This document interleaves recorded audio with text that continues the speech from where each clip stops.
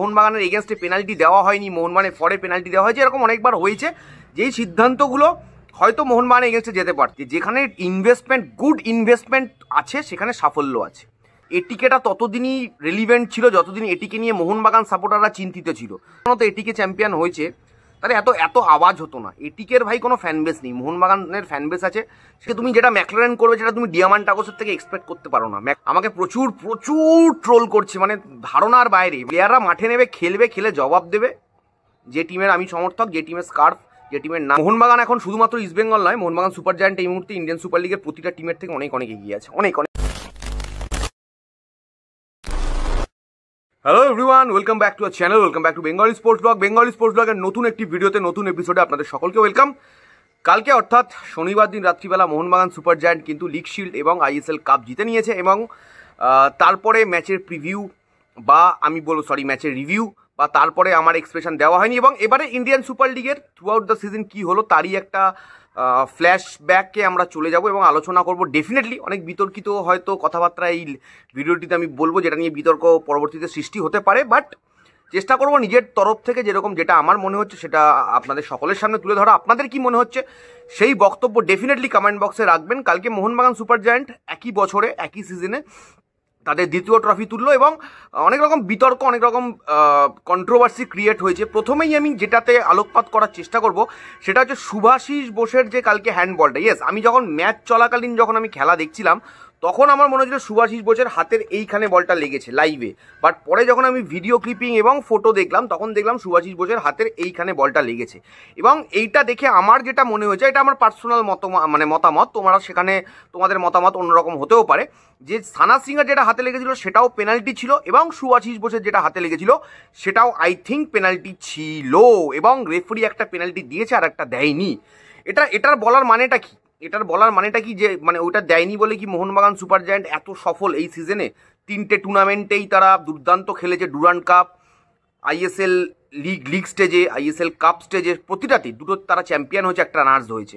আমার এখনও মনে হয় না যে সমস্ত রেফারি সিদ্ধান্তের জন্য মোহনবাগান এতটা সফল এই সিজন, এটা আমার এখনও মনে হয় না। তবে ব্যক্তিগতভাবে আমার এটাও মনে হয় যে মোহনবাগানের ফরে বেশিরভাগ সিদ্ধান্ত, মানে 10টার মধ্যে 8টা-9টা সিদ্ধান্ত মোহনবাগানের ফরে গেছে, এবং মোহনবাগানের এগেনস্টে যে টিমগুলো ছিল তাদেরকে চাপে ফেলে দিয়েছে। মোহনবাগানের এগেনস্টে যে টিমগুলো, মানে পেনাল্টি বলো বা মোহনবাগানের এগেনস্টে পেনাল্টি দেওয়া হয়নি, মোহনবাগানের ফরে পেনাল্টি দেওয়া হয়েছে, এরকম অনেকবার হয়েছে। যেই সিদ্ধান্তগুলো হয়তো মোহনবাগানের এগেনস্টে যেতে পারতো কিন্তু মোহনবাগানের এগেনস্টে যায়নি, এরকম অনেকবার হয়েছে। এবং সেটার সাথেও মোহনবাগান কিন্তু দুর্দান্ত ফুটবল খেলেছে, যেটা এর আগে আমরা আলোচনা করেছি। আমি একটা ছোট্ট এক্সাম্পল তোমাদেরকে দিই, সেটা হচ্ছে যদি তোমরা দেখো না এই মুহূর্তে ইস্টবেঙ্গলের যে মহিলার যে দলটা, যারা তোমার মহিলাদের যে লিগটা যেটা তারা চ্যাম্পিয়ন হলো, সেইখানে যদি লিগটা দেখো, সেখানে যদি ইস্টবেঙ্গলের দলটা দেখো, দলটা সব থেকে কিন্তু দামি দলের মধ্যে পড়ে। ইস্টবেঙ্গল যে দলটা স্টার প্লেয়ার ভর্তি, এবং উল্টো দিকে যদি ছেলেদের টিমটা দেখো মোহনবাগান সুপার জায়ান্টের, তাদেরও তাই।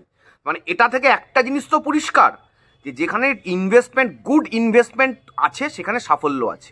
সেটা ইস্টবেঙ্গলের মহিলা দল হোক, মোহনবাগান সুপার জায়ান্টের পুরুষ দল হোক, তো দুটো জায়গাতেই কিন্তু সাফল্য আছে, কারণ সেখানে একটা হিউজ ইনভেস্টমেন্ট রয়েছে। এবং পরবর্তীতে যদি খেলা শেষের পরে আমি দেখি বিভিন্ন জায়গাতে অনেকে অনেক রকম লিখছে যে এটিকে কি চ্যাম্পিয়ন হলো, এই চ্যাম্পিয়নটা এটিকে হয়েছে। তোমাদের কি মনে হচ্ছে যে এই চ্যাম্পিয়নটা কি মোহনবাগান হলো না এটিকে হলো?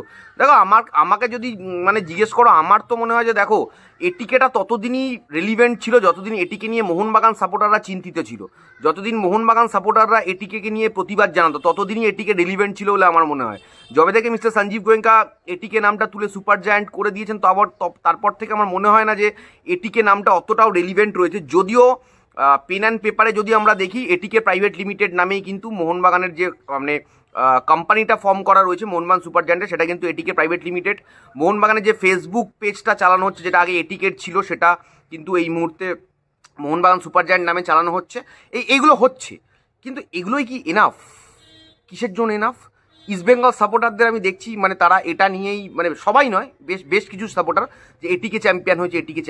ভাই, একটা কথা আমি বিশ্বাস করি, যদি সত্যি মানে কেউ যদি, আমার মনে হয় না একজনও বিশ্বাস করে যে এটিকে চ্যাম্পিয়ন হয়েছে। এটা আমার কেন মনে হচ্ছে, কারণ যদি সত্যি মনে হতো এটিকে চ্যাম্পিয়ন হয়েছে, তাহলে এত আওয়াজ হতো না। এটিকের ভাই কোনো ফ্যানবেস নেই, মোহনবাগানের ফ্যানবেস আছে, সেটাকে সঞ্জীব গোয়েঙ্কা কাজে লাগিয়েছে।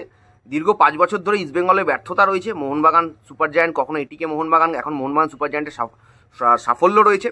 অবশ্যই তার সব প্রধান কারণ প্রথম 2 বছর 3 বছর, যেটা আমি সবসময় বলে এসেছি যে একটা মোহনবাগান একটা তৈরি সেট আপ পেয়ে গেছে, এটিকে সেট আপটা, সেটার জন্য তারা এত সফল।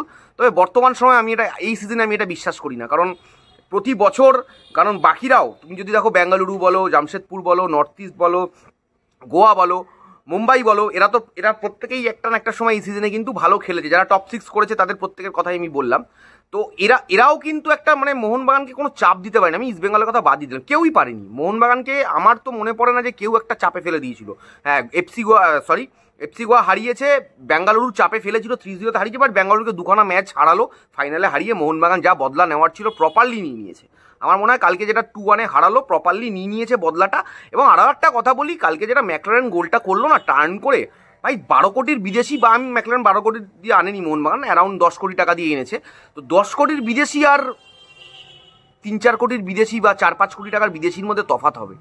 আজকে তুমি যেটা ম্যাকলারেন করবে সেটা তুমি ডিয়ামান্টাগোসের থেকে এক্সপেক্ট করতে পারো না। ম্যাকলারেনের যা মার্কেট ভ্যালু, তার অর্ধেক মার্কেট ভ্যালু ডিয়ামান্টাগোস। আমি বললাম যতটুকু মানে মোটামুটি ইস্টবেঙ্গলে যে টাকা এসছে, বা বিভিন্ন টিমে, শুধু ইস্টবেঙ্গল বলে না, আরও অন্য টিমের বিদেশিদের যদি তুমি দেখো, সারপ্রাইজ তো আছেই, সারপ্রাইজিং জিনিস তো হয়েছেই। আলাদিন আজারে কালকে হাসতে হাসতে গোল্ডেন বলটা তুলে নিল, আউটস্ট্যান্ডিং। হাসতে হাসতে গোল্ডেন বলটা তুলে নিল। গোল্ডেন গ্লাভটা অবশ্যই বিশালকে ডিজার্ভ করে। এবং আরও একটা জিনিস আমি বলছি, আমি তো মানে কালকে রাত্রিবেলা থেকে এখন অবধি আমি যে লাইভ স্ট্রিমটা কালকে করেছিলাম মোহনবাগান ম্যাচে, আমাকে প্রচুর ট্রোল করছে, মানে ধারণার বাইরে, মানে এত স্বাভাবিক, আমি একজন ইস্টবেঙ্গল সমর্থক, সেই জন্য আমাকে ট্রোল করছে। অবশ্যই তারা বেঙ্গলি স্পোর্টস ব্লগের কন্টেন্টও ভালোবাসে, সেই জন্য বেঙ্গলি স্পোর্টস ব্লগের কন্টেন্ট দেখে, তারা হয়তো এই ভিডিওটাও দেখছে। বাট ইস্টবেঙ্গল সমর্থক যেহেতু আমি ব্যক্তিগত জায়গাতে সেই হিসাবে অনেকে শালীনতা বজায় রেখে ট্রোল করছে। তাদেরকে বলবো তোমাদেরকে কংগ্রাচুলেশন, যারা শালীনতা বজায় রাখছো, ডেফিনেটলি রাখছো। আর অনেকে আবার গালাগালিও করছে, আমাকে শুনতে হবে ভাই, কারণ দেখো আমি তো এটার মানে এই যে আমাকে গালাগালি করছে ওরা ইস্টবেঙ্গল সমর্থক ভেবে, এটার জবাব তো আমি এটিকে বলে সেই সান্ত্বনাটা নিজেকে দিতে পারবো না। কারণ আমাকে যদি সেইটার জবাব দিতে হয়, তাদের ইস্টবেঙ্গল প্লেয়ারদেরকে নেক্সট সিজনে ইন্ডিয়ান সুপার লিগে মাঠে নেবে জবাব দিতে হবে। তারা যদি মাঠে নেবে নেক্সট সিজনে জবাব দিতে পারে, তাহলেই ওটাই জবাব। আমার মুখ থেকে বলাটা তো আমি তারপরে বললাম কি বললাম না সেটা খুব একটা ম্যাটার করে না, ঠিক আছে। প্লেয়াররা মাঠে নেবে, খেলে জবাব দেবে। যে টিমের আমি সমর্থক, যে টিমের স্কার্ফ, যে টিমের নাম আমি গলায় ঝুলিয়ে রেখেছি এই মুহূর্তে দেখতে পাচ্ছ তোমরা, তো তাদের প্লেয়াররা যদি মাঠে নেবে ইন্ডিয়ান সুপার লিগে খেলতে পারে, তাহলে সেটাই জবাব হবে। আমি ওই এক্সকিউজটা দিতে পারবো না যে ভাই তোরা এটিকের সাথে করেছিস বলে তোরা ভালো খেলছিস। সেটা প্রথম 2 বছর 3 বছর আমারও মনে হয়েছিল যে অবশ্যই, বাট এখন যে ওরা একটা দুর্দান্ত প্রসেসের মধ্যে চলে এসেছে, শেষ 2 বছর ধরে মোহনবাগান সুপার জায়ান্ট নামটা চেঞ্জ, মানে এটিকে থেকে মোহনবাগান সুপার জায়ান্ট নামটা চেঞ্জ করার পরে, নামটা বাদ দিলে না, মানে আমার একটা বেসিক দাবি আছে যে এই হাজার মোহনবাগান সমর্থক আমি দেখতে পাচ্ছি, বিভিন্ন সেলিব্রিটিসরা যারা মোহনবাগান সমর্থক তারাও কালকে মাঠে ছিল। সাধারণ মোহনবাগান সমর্থকরা দিনের পর দিন যেভাবে মাঠে সেলিব্রেট করছে, মোহনবাগানের যারা কন্টেন্ট ক্রিয়েটার রয়েছে, যারা ইউটিউবার রয়েছে, তারা কিভাবে দিনের পর দিন গিয়ে মাঠে কন্টেন্ট বানাচ্ছে, সেলিব্রেট করছে, এইগুলো মানে দেখতে হবে। আর ইস্টবেঙ্গলের ক্ষেত্রে বলবো, ইস্টবেঙ্গল ম্যানেজমেন্টের কিছু কঠোর সিদ্ধান্ত এবারে নেওয়া উচিত আপকামিং এই যে সামার ট্রান্সফার উইন্ডো, কারণ এটাই আমার ইন্ডিয়ান সুপার লিগ নিয়ে শেষ ভিডিও। এরপরে ইন্ডিয়ান সুপার লিগ নিয়ে সেরকম ডেডিকেটেড কোনো ভিডিও করার মতো আর জায়গা নেই। এরপরে আমরা সুপার কাপ এবং ট্রান্সফার মার্কেটে ফোকাস করব। এবং আমার মনে হয় যে মোহনবাগানের যে বিদেশিদের পিছনে তারা টাকা খরচা করে, তাদের ডেডিকেশন না, আমি কালকে দেখলাম বেশ কিছু player, Jason Cummings, Alberto Rodriguez Martin, Tom Aldred, প্রত্যেকে মানে ডিমি পেট্রাটোস তো অবশ্যই, এবং ম্যাকলারেনও, মানে প্রতিটা বিদেশির একটা ওই ক্লাবের জার্সির প্রতি একটা আলাদা প্যাশান এসে গেছে।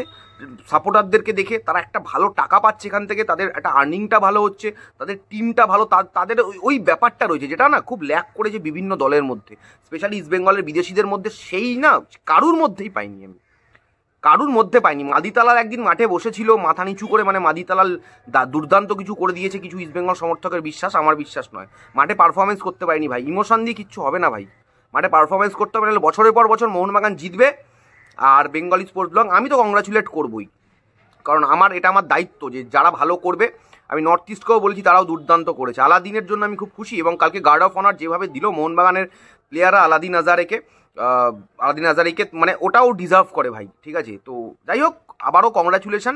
এবং এটিকে জিতেছে না মোহনবাগান, মোহনবাগান সুপার জায়ান্ট জিতেছে না, এটিকে মোহনবাগান জিতেছে, এটা নিয়ে অনেক রকম অনেক বিতর্ক থাকতে পারে। আমি এটুকু বিশ্বাস করি যে ইস্টবেঙ্গল তো জেতেনি, এবং ইস্টবেঙ্গল যেদিনকে জিতবে সেদিনকে আমি সেলিব্রেট করবো। এবং আমার কালকে লাইভটাতে অনেকে কমেন্ট করছিল আমি প্রচণ্ড হতাশ, আমি প্রচণ্ড দুঃখ, আমি মনে মনে চেয়েছিলাম বেঙ্গালুরু জিতুক, এরকম বিভিন্ন কমেন্ট করছে। আমি পরিষ্কার একটা কথা তোমাদেরকে এর আগেও বলেছি, আজকের এই ভিডিওতেও বলছি, আমি একমাত্র খুশি হই যখন ইস্টবেঙ্গল জেতে, আমি একমাত্র দুঃখ পাই যখন ইস্টবেঙ্গল হারে। আর অন্য কোনো টিমের জয় আমি খুশিও হই না, আমি দুঃখও পাই না। এবং আমি আবারও বলছি, মোহনবাগান সুপার জায়ান্ট যখন আমাদের দেশকে রিপ্রেজেন্ট করতে গিয়ে এএফসি তোমার ACL 2 খেলবে, FC challenge league, FC champions league 2 খেলবে, সেদিনকে definitely Mohun Bagan super জায়ান্টকে Bengali sports blog support করবে।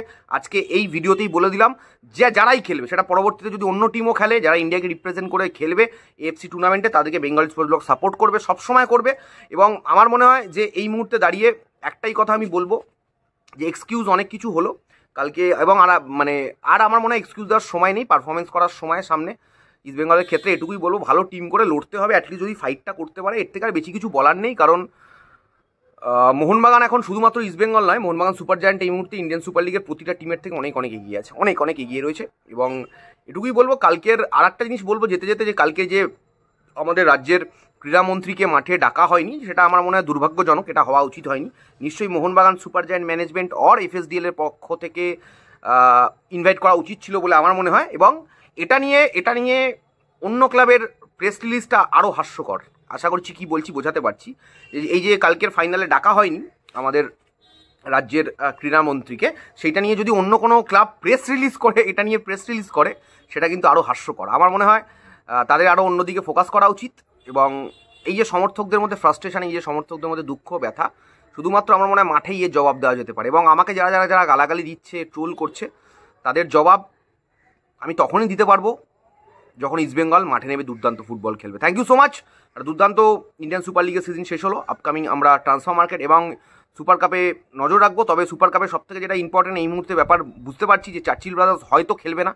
চার্চিল ব্রাদার্স যদি না খেলে, কারণ আমি যতটুকু শুনতে পাচ্ছিলাম বা আমার কাছে যা খবর ছিল, ইন্টারকাশিকে কিন্তু all India football federation champion করে দিতে পারে।